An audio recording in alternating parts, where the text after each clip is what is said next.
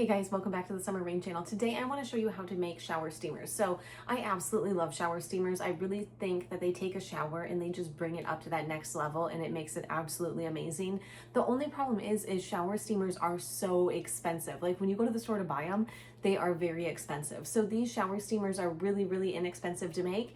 And it has ingredients that you probably already have in your kitchen. The only two ingredients that you might not already have is citric acid, so you'd probably have to get that.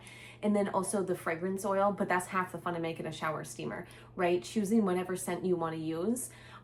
Super easy to make, and they're going to be a lot cheaper than what they are in the store, and you can really just make your showers that much more amazing. I also think they make cute gifts, right? Tell me those aren't adorable. So without further ado, let's dive in and learn how to make shower steamers. The first thing that we always want to do when making a recipe is weigh out our ingredients. So start by putting your container on your scale, tare it so then you have a 0 while the container's on there. And we're going to start out by weighing out our cornstarch.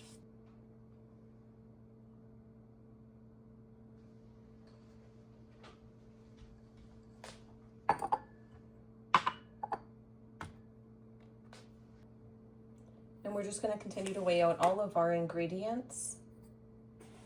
So to make our shower steamers, I really wanted to go with the most economical recipe that I could so you can see just how affordable these are to make. In a spray bottle, you're going to either put witch hazel or rubbing alcohol. Either works fine. I personally prefer witch hazel. I just think it makes it fizz less than alcohol, but both work the same. I think rubbing alcohol might be just a little bit cheaper if you're going to the store. Baking soda, citric acid. I'm using cornstarch. You can either use that or you can use kaolin clay, but I figure most people probably have all of these ingredients in their kitchen. Maybe you'll have to go buy the citric acid. And then I'm using some mica powder. If you don't have any, feel free to leave it out. Fragrance oil, and then we're gonna need a mold. What you're gonna want to do is take a mixing bowl, add your baking soda, citric acid, cornstarch, and a little bit of mica powder. What we're going to do is start out by mixing this all up. You can go ahead, you can use your spatula to mix it. Oftentimes I just hop in here with my hands. I feel like it mixes it just a little bit better, and then I can come through and squeeze out all of the clumps. I know some people run their stuff through a sifter. I feel like that's kind of an unnecessary step, so I just squeeze everything together as best I can with my hands. And the thing about mixing the mica powder with your hands is mica powder is not going to stain your skin. Now, if you were using a dye that is a liquid dye that might stain your skin, then I would certainly put on a pair of gloves when making these. To this, we're going to go ahead and add our fragrance oil. Now I am going to use the spatula to get this mixed in a little bit.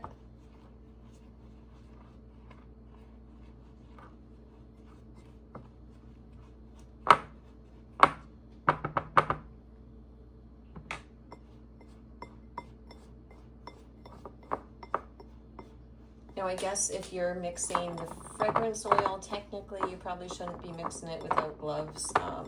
So I'd pop on a pair of rubber gloves. I don't worry about it too much. I touch this stuff all the time. I guess with the fragrance oil in there, you should probably be wearing rubber gloves when you mix it up. What we're gonna do is take your rubbing alcohol or your witch hazel, just give a couple good sprays. And then we're gonna come in, we're gonna mix everything up. Now, whenever I'm mixing, I'm kind of squeezing while mixing. So it's kind of like smooshing the ingredients together. And we're gonna see if we are at our consistency. So still a little bit dry.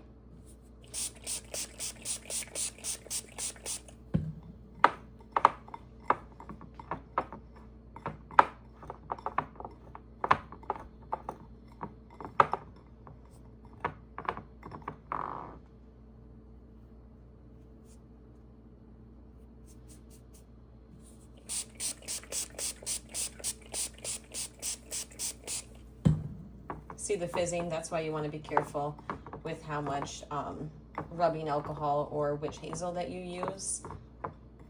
And we always want to use a little bits at a time because we can always add more witch hazel, but we can't take it away, right? So now that it's forming to a mold shape and I can drop it and it pretty much stays in, you know, the mold shape that I had, we know we're at the right consistency. So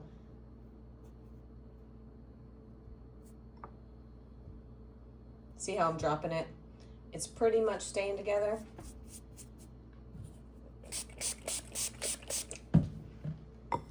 So we always want to add less witch hazel and then add it as we go, because you can always add more. You just can't take it away if you get it too wet. So if I ball this up,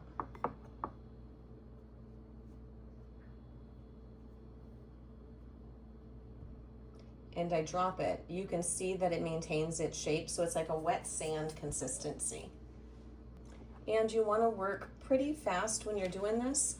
So you're going to put your mixture in the mold. You're really going to push down. So push down with the palm of your hand or your fingertips, whatever is easiest for you, but really pack it in there. So if we want to get a good shower steamer, it's got to be really packed in. And as you can see, I kind of overpack it and then just slide it over a bit. And like I said, really pack it in there, because if you want to have a nice shower steamer, everything has to be packed in. Otherwise, it's going to be kind of loose. And another reason why you don't want to spray too much rubbing alcohol or citric acid is if you do, what you'll notice will happen is they will start bubbling up well in the mold because the citric acid and baking soda is reacting. If your mixture gets dried out on you, you can just re-spray it. That's going to re-moisten it. And then we'll do the same thing. We will pack this into the molds. And honestly, this like comb shape mold is probably my personal favorite one for a shower steamer. I feel like they're just the perfect size to like toss in your shower every morning. What we're going to do, just leave these to sit out overnight on your counter, typically about 24 hours. Then the witch hazel or the rubbing alcohol is going to be completely evaporated and these will be solid for you.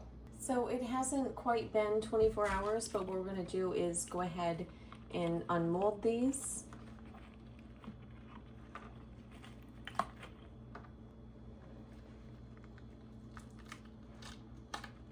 Oh, well, that's surprising. Can you see the detail on that? I did not think that much detail was going to pull through on these shower steamers, so that's actually pretty exciting. I think they're so darn cute. And you don't have to worry, these are completely solid now. They're no longer in that sand-like consistency. And you can see just a little bit where maybe I didn't mix it fully, but I honestly think these are just so darn cute for shower steamers. I can't believe the amount of detail that pulled through on there. So previous these, me making these ones, I thought that these ones were my favorite, but now I'm changing my mind and these might be my new favorite.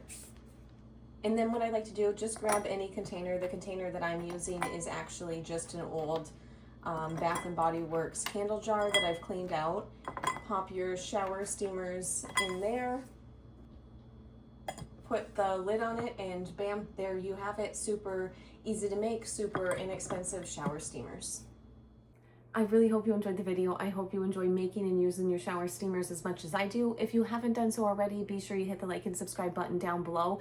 And remember, when you're making these, this is supposed to be a fun process. So don't let it stress you out. Don't feel intimidated. This really is a beginner-friendly project, and I think you're going to be amazed at the results.